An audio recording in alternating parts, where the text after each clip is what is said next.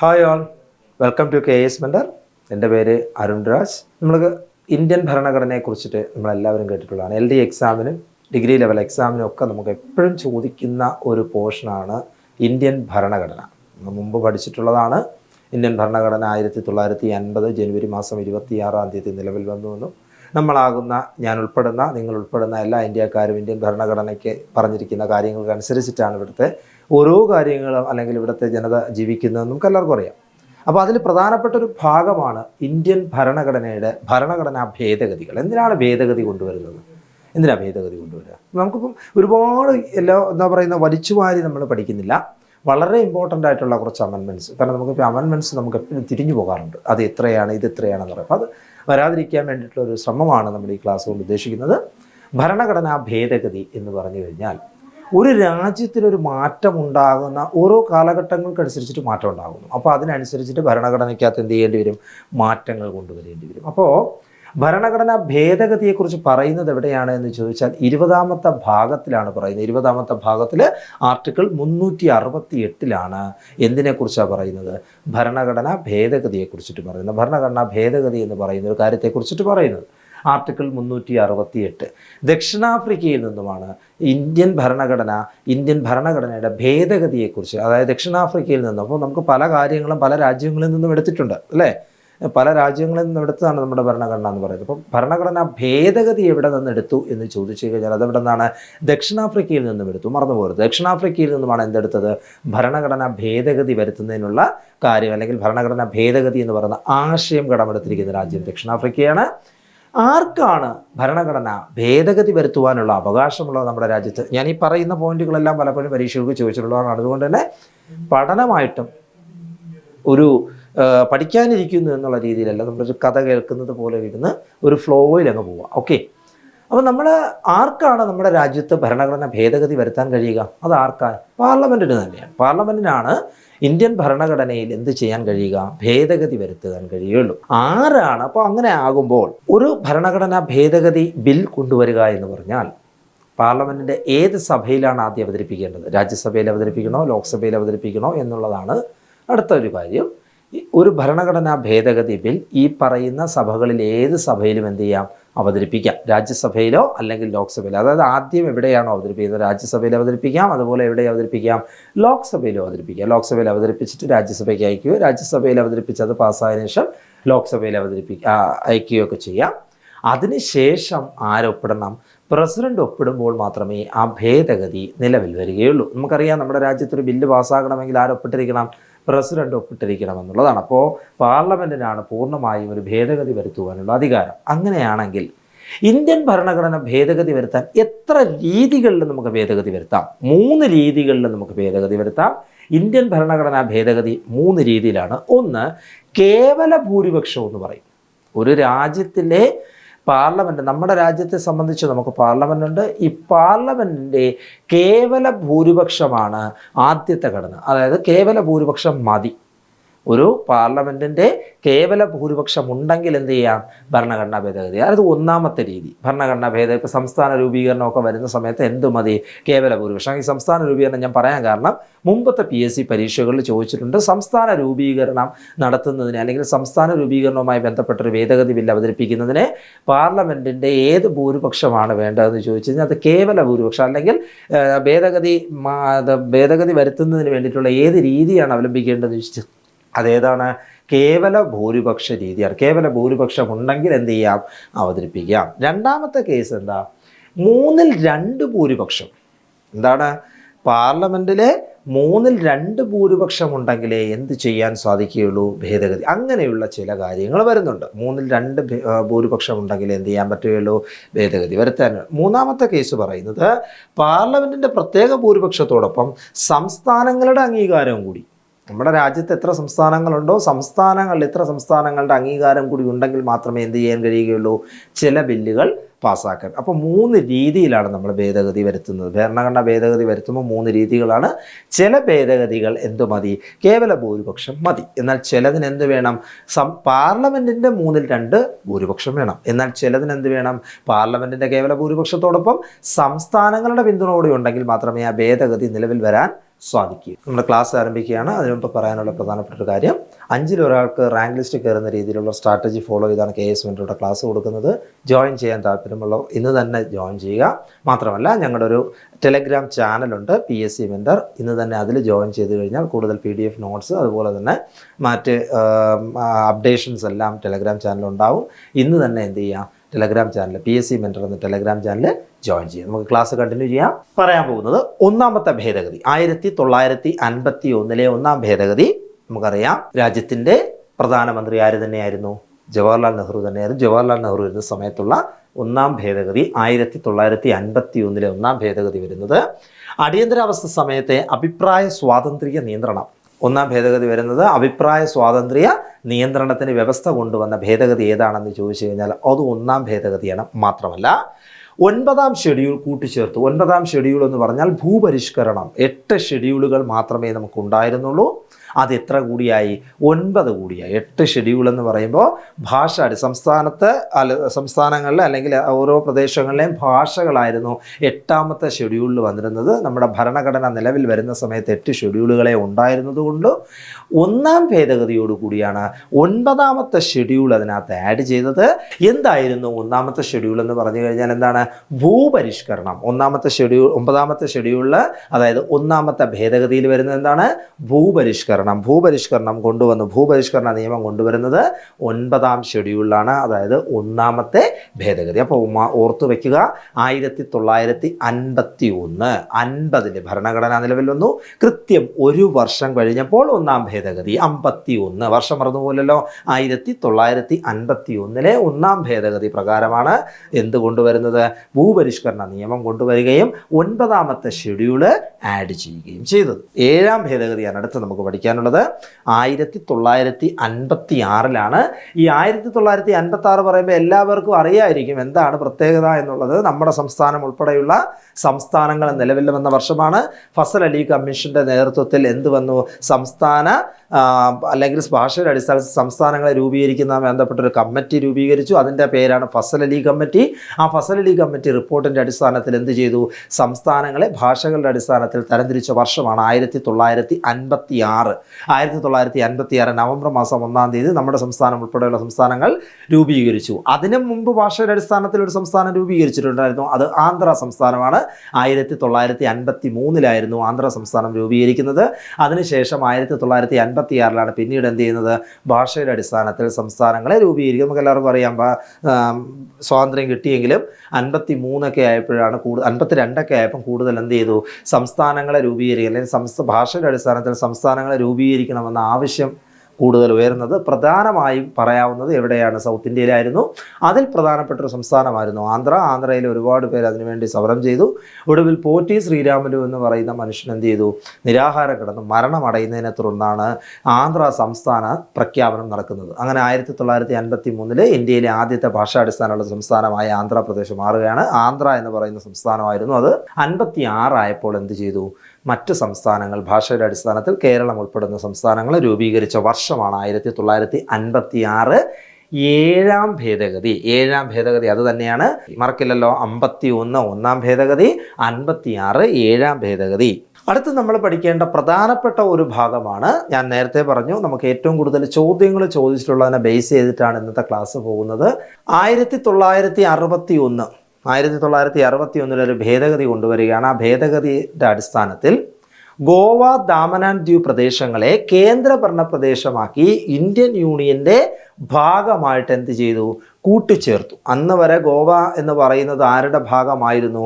പോർച്ചുഗീസിൻ്റെ കോളനിയായിരുന്നു. സ്വാതന്ത്ര്യം 1947 കിട്ടിയിട്ടും അവരിവിടെ നിന്ന് പോകാൻ തയ്യാറായില്ല. അങ്ങനെ 1961 അവരിവിടെ നിന്ന് പോകുന്നത്. പോർച്ചുഗീസുകാർ ഇവിടെ നിന്ന് ഇന്ത്യ വിട്ട് പോകുന്നത്. ഇന്ത്യയിലേക്ക് വന്ന ആദ്യത്തെ വിദേശീയർ അവർ തന്നെയാണ്. ഏറ്റവും അവസാനം പോയത് അവർ തന്നെയാണ് 1961. അതിനുശേഷം 1962 എന്ത് ചെയ്യുന്നത്?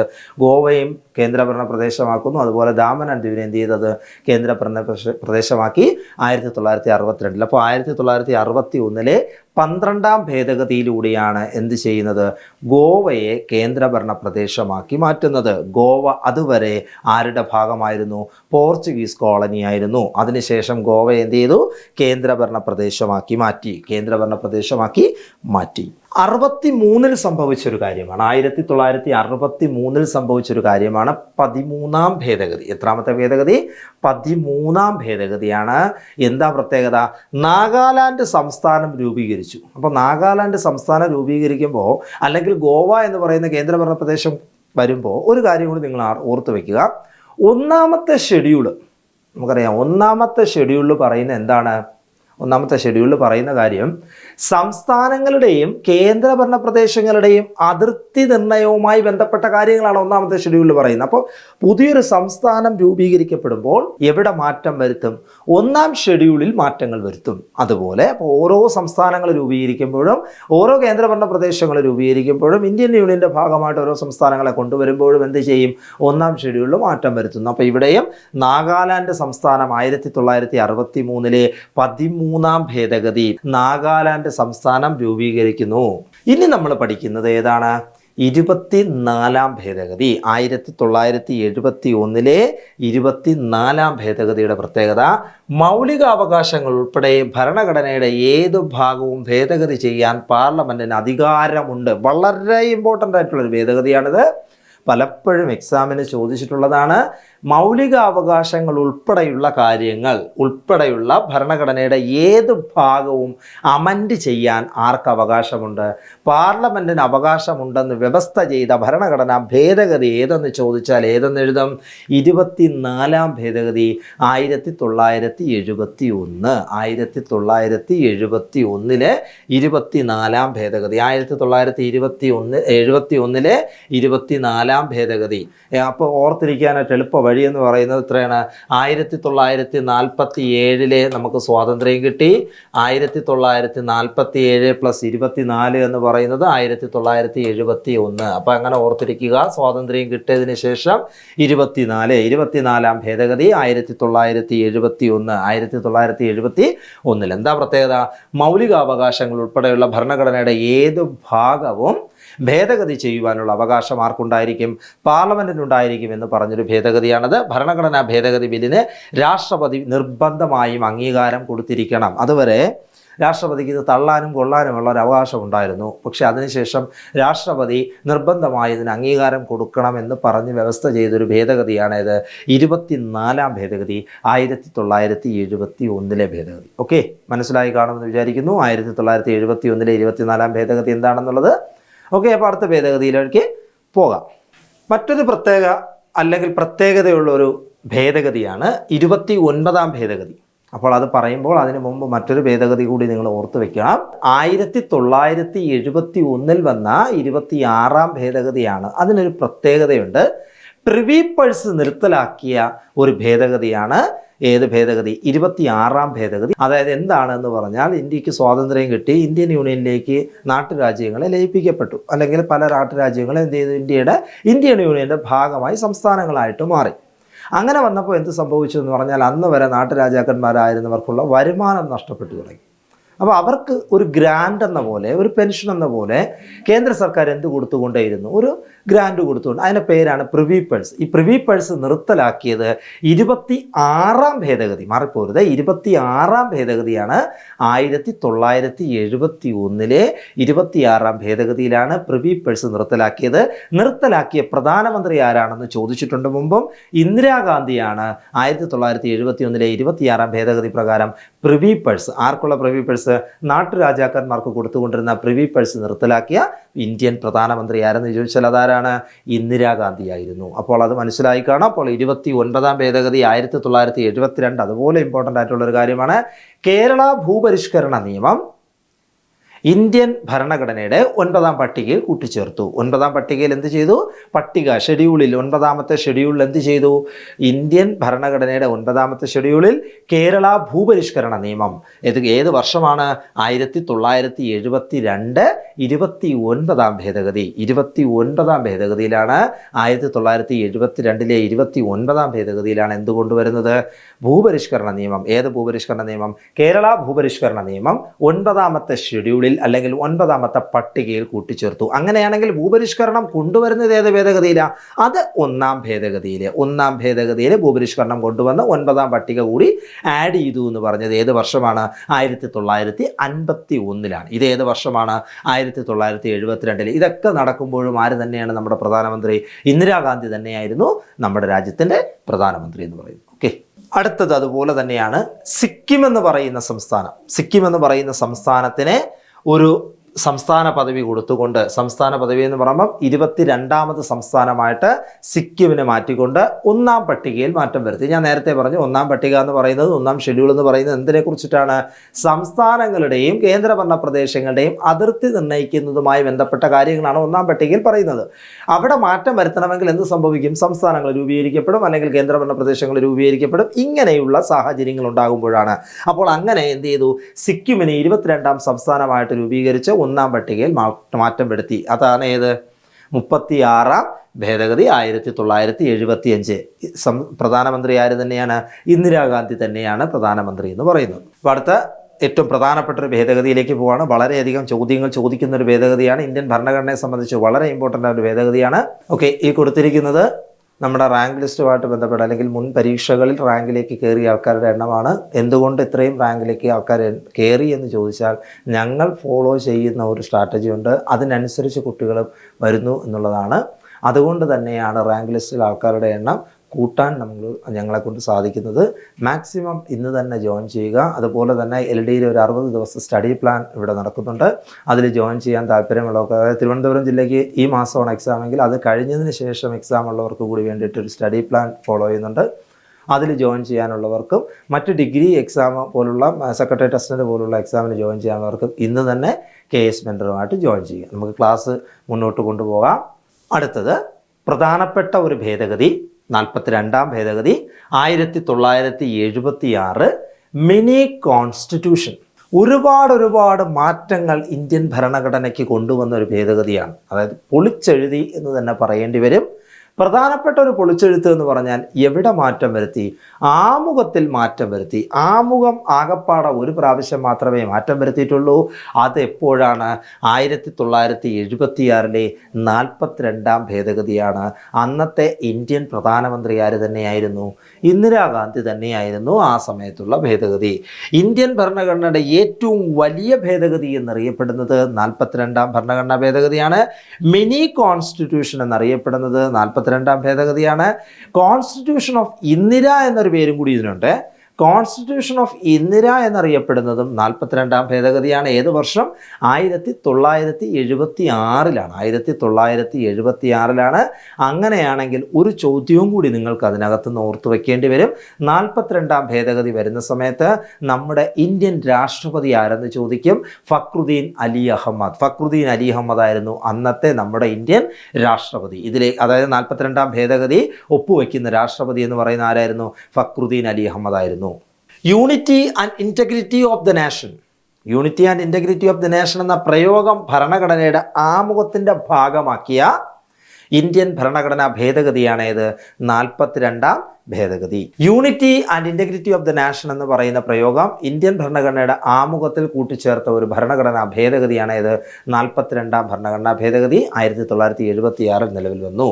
ഈ 42ാം ഭേദഗതി ശുപാർശ ചെയ്ത ആരെന്ന് ചോദിക്കും. സ്വരൺ സിംഗ് കമ്മിറ്റിയാണ് അതിൻ്റെ ഓർത്ത് വയ്ക്കുക. സ്വരൺ സിംഗ് കമ്മിറ്റി ആണ് 42ാം ഭേദഗതിക്ക് വേണ്ടി ശുപാർശ ചെയ്ത് ഭരണഘടനയുടെ ആമുഖത്തിൽ ഭേദഗതി വരുത്തി സോഷ്യലിസ്റ്റ്, മതേതരത്വം, അഖണ്ഡത എന്നീ 3 വാക്കുകൾ കൂട്ടിച്ചേർത്ത ഭേദഗതി. അത് ഓർത്ത് വയ്ക്കുക. സോഷ്യലിസ്റ്റ്, മതേതരത്വം, അഖണ്ഡത എന്നീ 3 വാക്കുകൾ കൂട്ടിച്ചേർത്ത ഭരണഘടനാ ഭേദഗതിയാണ് ഇത് 42ാം ഭേദഗതി. Mini constitution. എന്തുകൊണ്ടാണ് മിനി കോൺസ്റ്റിറ്റ്യൂഷൻ എന്നറിയപ്പെടുന്നത് പറഞ്ഞാൽ ആമുഖത്തെ തന്നെ പൊളിച്ചെഴുതിയ ഒരു ഭേദഗതി തന്നെയായിരുന്നു 1976 നിലവിൽ വന്നത്.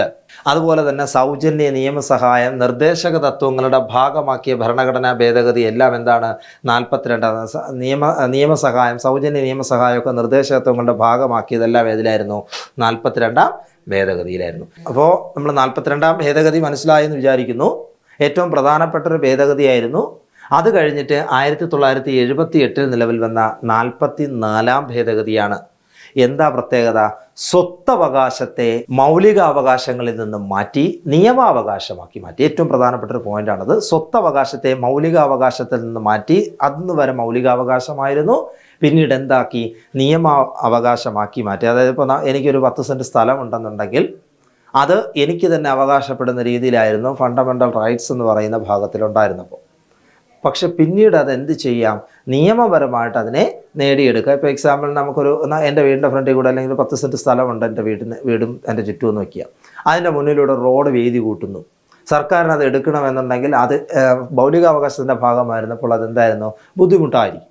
എന്നാൽ സ്വത്തവകാശത്തിൻ്റെ ഭാഗമാണെങ്കിൽ അതിന് യാതൊരു ബുദ്ധിമുട്ടുണ്ടാകില്ല. നമുക്ക് എന്ത് ചെയ്യാൻ കഴിയും? അത് നമുക്ക് എങ്ങനെ വേണോ സർക്കാരിലേക്ക് കൊടുക്കാൻ സാധിക്കും എന്നുള്ള രീതിയിലേക്കൊക്കെ വന്നു. അതാണ് എന്ത്?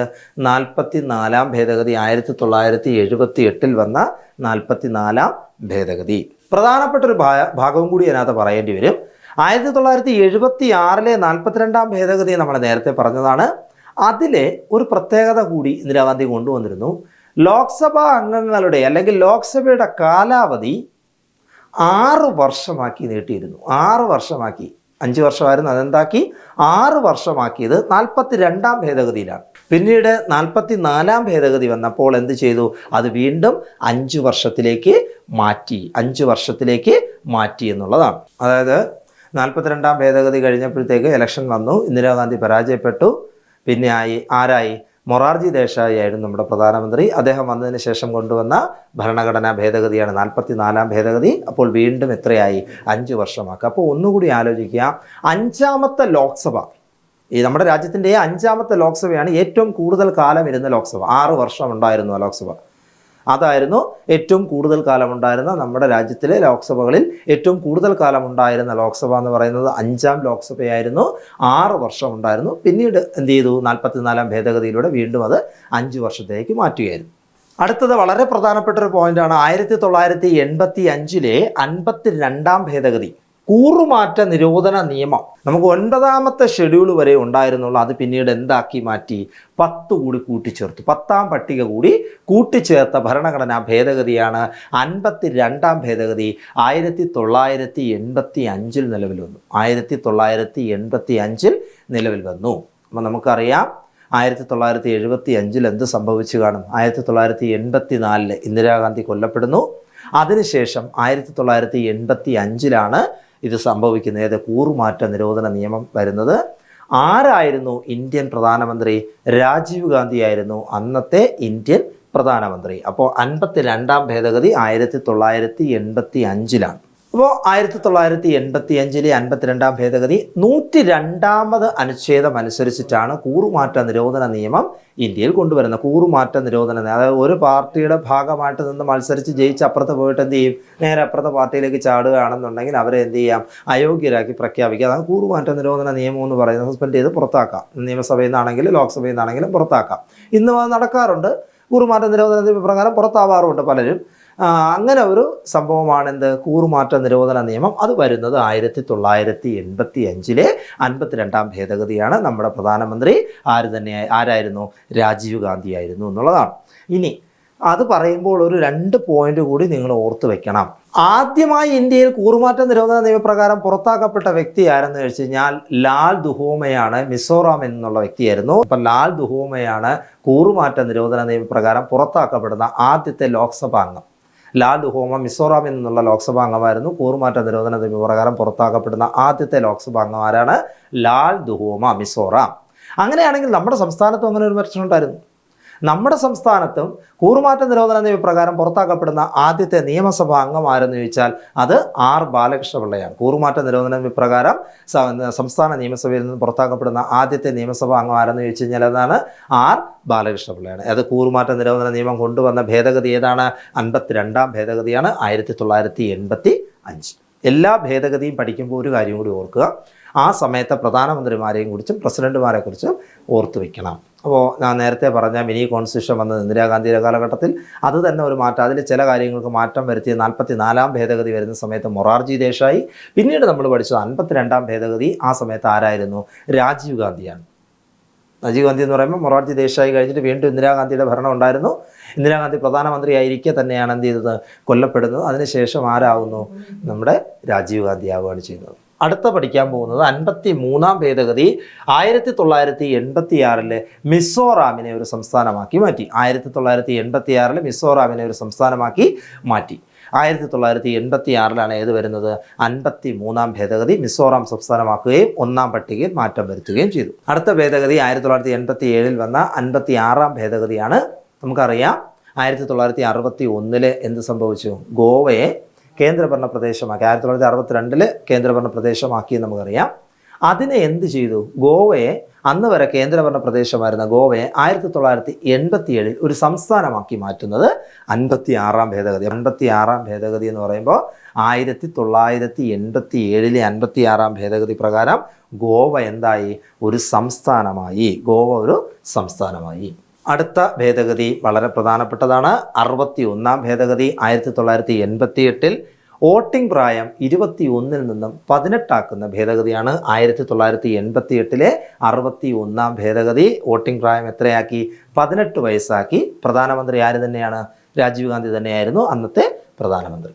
അടുത്തത് വളരെ ഇമ്പോർട്ടൻ്റ് ആണ്. 73-ാം ഭേദഗതി 1992 11-ാം പട്ടിക കൂട്ടിച്ചേർത്തു. അതായത് പഞ്ചായത്ത് രാജ് കൂട്ടിച്ചേർത്ത് അല്ലെങ്കിൽ പഞ്ചായത്ത് രാജ് ഭരണഘടനയുടെ ഭാഗമാക്കുന്ന ഭേദഗതിയാണ് 73-ാം ഭേദഗതി 1992 കൊണ്ടുവരുന്നത്. അപ്പോൾ പഞ്ചായത്ത് രാജിന് ഭരണഘടനാ സാധുത നൽകുന്ന ഭേദഗതി ഏതാണെന്ന് വെച്ച് കഴിഞ്ഞാൽ 73-ാം ഭേദഗതി 1992. അപ്പോൾ അത് ആരായിരുന്നു പ്രധാനമന്ത്രി എന്ന് ചോദിച്ചാൽ 1992 പ്രധാനമന്ത്രി PV നരസിംഹറാവു ആയിരുന്നു. കാരണം രാജീവ് ഗാന്ധി കൊല്ലപ്പെട്ടതിന് ശേഷം അതിനുശേഷം പ്രധാനമന്ത്രിയാവുന്ന വ്യക്തി ആരാണ്, PV നരസിംഹറാവു ആയിരുന്നു.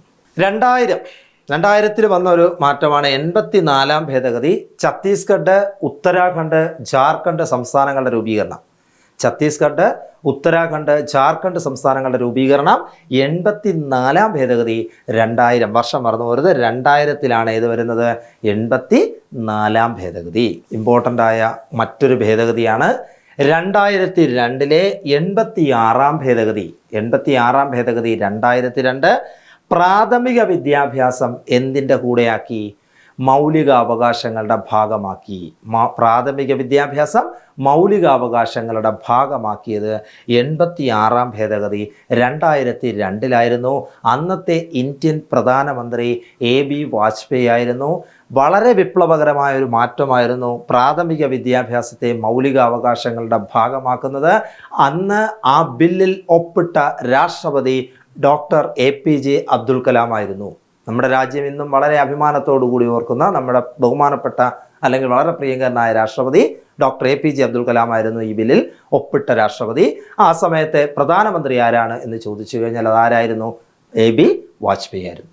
അടുത്ത ഭേദഗതി 89-ാം ഭേദഗതിയാണ്. 65-ാം ഭേദഗതിയിൽ കൊണ്ടുവന്നൊരു കാര്യമാണ് പട്ടികജാതി പട്ടികവർഗ വികസന കമ്മീഷൻ. അതുവരെ ആ സമയം മുതൽ ഒരുമിച്ചായിരുന്നത്. 89-ാം ഭേദഗതി 2003 2ആക്കി. SC/ST എന്ന് പറയുന്നത് 2ആക്കി. അതായത് ദേശീയ പട്ടികജാതി വികസന കമ്മീഷൻ എന്നും ദേശീയ പട്ടികവർഗ വികസന കമ്മീഷൻ എന്നും 2 രീതിയിലേക്ക് മാറ്റിയത് 2003 89-ാം ഭേദഗതി പ്രകാരമാണ്. അടുത്തത് ഒരുപാട് മാറ്റങ്ങൾ വരുത്തിയ അല്ലെങ്കിൽ ഒരു വിപ്ലവം ഉണ്ടാക്കിയ ഒരു കാര്യമാണ് 2014 99-ാം ഭേദഗതി. നരേന്ദ്രമോദി പ്രധാനമന്ത്രിയായതിനു ശേഷം കൊണ്ടുവന്ന ഒരു ഭേദഗതിയാണ് ദേശീയ ജുഡീഷ്യൽ നിയമന കമ്മീഷൻ. അതായത് ജഡ്ജിമാരെ നിയമിക്കുന്ന ഒരു കൊളീജിയം കമ്മിറ്റി ഉണ്ടായിരുന്നു. അത് മാറ്റിയിട്ട് ജുഡീഷ്യൽ നിയമന കമ്മീഷൻ കൊണ്ടുവന്നു. ദേശീയ ജുഡീഷ്യൽ നിയമന കമ്മീഷൻ കൊണ്ടുവന്ന ഭേദഗതിയാണ് അത്. പക്ഷേ പിന്നീട് സുപ്രീം കോടതി അതിനെ എന്ത് ചെയ്തു, സ്റ്റേ ചെയ്തു. അത് പിന്നീട് അത് അനുസരിച്ച് പോകാൻ കഴിയില്ല എന്ന് സുപ്രീം കോടതി തന്നെ വിധി ഉണ്ടായി. അതുകൊണ്ട് ഇപ്പോഴും അത് കൊളീജിയം സിസ്റ്റത്തിൽ തന്നെയാണ് പോകുന്നത്. ജുഡീഷ്യൽ നിയമന കമ്മീഷൻ കൊണ്ടുവരുന്നത് ഏതാണ്, 99-ാം ഭേദഗതി. 2014 പരീക്ഷയ്ക്ക് ചോദിക്കും. 2014 99-ാം ഭേദഗതിയിലൂടെയാണ് ദേശീയ ജുഡീഷ്യൽ നിയമന കമ്മീഷനെ കൊണ്ടുവരുന്നത്. ഇന്ത്യൻ പ്രധാനമന്ത്രി നരേന്ദ്രമോദി ആയിരുന്നു 2014. അടുത്ത ഭേദഗതി 102-ാം ഭേദഗതി 2018 ദേശീയ പിന്നോക്ക വിഭാഗ കമ്മീഷൻ. ദേശീയ പിന്നോക്ക വിഭാഗ കമ്മീഷൻ എന്ന് പറയുന്ന ഒരു കാര്യം ഉണ്ടായിരുന്നു. പക്ഷേ അതൊരു ഭരണഘടനാ സ്ഥാപനം അല്ലെങ്കിൽ ഭരണഘടനയുടെ ഭാഗമല്ലായിരുന്നു. ഭരണഘടനാ സ്ഥാപനം അല്ലെങ്കിൽ ഭരണഘടനയുടെ ഭാഗമാക്കിയത് 2018 102-ാം ഭേദഗതിയാണ്. ഇന്ത്യൻ പ്രധാനമന്ത്രി ആര് തന്നെയാണ്, നരേന്ദ്രമോദി തന്നെയാണ്. 2018 102 ഭേദഗതി ദേശീയ പിന്നോക്ക വിഭാഗ കമ്മീഷന് എന്ത് പദവി കൊടുത്തു? ഭരണഘടനാ പദവി കൊടുത്തു, ഭരണഘടനയുടെ ഭാഗമാക്കി. അങ്ങനെ ഒരു ഭാഗമല്ലായിരുന്നു ദേശീയ പിന്നോക്ക വികസനം അല്ലെങ്കിൽ പിന്നോക്ക വിഭാഗ കമ്മീഷൻ എന്ന് പറയുന്നത്. അതിനെ എന്താക്കി? ഭരണഘടനയുടെ ഭാഗമാക്കി. മറ്റൊരു മാറ്റം കൊണ്ടുവന്നതാണ് 103 ഭേദഗതി. 103 ഭേദഗതി 2019 മുന്നോക്ക വിഭാഗക്കാരിലെ സാമ്പത്തികമായി പിന്നോക്കം നിൽക്കുന്നവർക്ക് 10% സംവരണം കൊണ്ടുവരുന്ന ഭേദഗതിയാണ്. എന്താണ്? മുന്നോക്ക വിഭാഗത്തിലെ സാമ്പത്തികമായി പിന്നോക്കം നിൽക്കുന്നവർക്കുള്ള, നമുക്കതിന് ശേഷമാണ് EWS എക്കണോമിക്കലി വീക്കർ സെക്ഷൻ എന്ന് പറയുന്ന ഒരു ഓപ്ഷൻ തന്നെ നമുക്ക് കേരള PSC ഉൾപ്പെടെയുള്ള കാര്യങ്ങളിലൊക്കെ വന്നു തുടങ്ങിയത്. അതായത് മുന്നോക്ക വിഭാഗത്തിലുള്ള സാമ്പത്തികമായി പിന്നോക്കം നിൽക്കുന്നവർക്ക് വേണ്ടിയിട്ടുള്ള 10% സംവരണം എവിടെയാണ്? 103 ഭേദഗതി 2019 പറയുന്നത്. പ്രധാനമന്ത്രി നമുക്കറിയാം 2014 മുതൽ ഇപ്പോഴും ആര് തന്നെയാണ്? നരേന്ദ്രമോദി തന്നെയാണ്. അപ്പോൾ പിന്നെ പ്രത്യേകിച്ച് നമുക്ക് ഓർത്തിരിക്കേണ്ട കാര്യമില്ല. 104 ഭേദഗതി, അത് നമ്മൾ പറയാൻ പോകുന്നത് 104 ഭേദഗതിയാണ്. 2020 പട്ടികജാതി സംവരണം 2030 വരെയാക്കി. പരീക്ഷയ്ക്ക് ചോദിച്ചിട്ടുണ്ട്, ചോദിക്കും. 2030 വരെയായി ദീർഘിപ്പിച്ചത് ഏത് ഭേദഗതി? 104 ഭേദഗതി 2020 മറ്റൊരു പ്രത്യേകത കൂടി കൊണ്ടുവന്നതിൽ ആംഗ്ലോ ഇന്ത്യൻ പ്രാതിനിധ്യം അവസാനിപ്പിച്ച ഭേദഗതിയായിരുന്നു. അന്ന് വരെ സംസ്ഥാന നിയമസഭകളിലും ലോക്സഭയിലും ആംഗ്ലോ ഇന്ത്യൻ പ്രതിനിധികൾ കൂടി ഉണ്ടായിരുന്നു. നമ്മൾ തിരഞ്ഞെടുത്ത് വിടുന്ന അംഗങ്ങളല്ലാതെ ആംഗ്ലോ ഇന്ത്യൻ പ്രതിനിധികൾ കാണാം. നമ്മുടെ നിയമസഭയ്ക്കകത്തുണ്ടായിരുന്ന ഒരാൾ 2020 104 ഭേദഗതിയോടുകൂടി എന്ത് ചെയ്തു? ആംഗ്ലോ ഇന്ത്യൻ പ്രതിനിധി എന്ന് പറയുന്ന ഒരു സമ്പ്രദായം ഇല്ലാതാക്കി. അത് ഏത് ഭേദഗതിയാണ്? 104 ഭേദഗതി. മറ്റൊരു വിപ്ലവകരമായ ഭേദഗതിയാണ് 2023 106 ഭേദഗതി. വനിതകൾക്ക് 33%, എവിടെ? ലോക്സഭയിലും നിയമസഭകളിലും ഉൾപ്പെടെ 33% സംവരണം വനിതകൾക്ക് കൊടുത്തുകൊണ്ടുള്ള ഭേദഗതിയാണ് 106 ഭേദഗതി 2023. 106 ഭേദഗതി 2023. അപ്പോൾ ഏറ്റവും പ്രധാനപ്പെട്ട, പരീക്ഷകൾക്ക് പലപ്പോഴും റിപ്പീറ്റ് ചെയ്ത് ചോദിച്ചു കൊണ്ടിരുന്ന ഭേദഗതികളാണെന്ന് പറഞ്ഞത്. നിങ്ങൾക്ക് എല്ലാവർക്കും ക്ലാസ് ഇഷ്ടപ്പെട്ടു എന്ന് വിചാരിക്കുന്നു.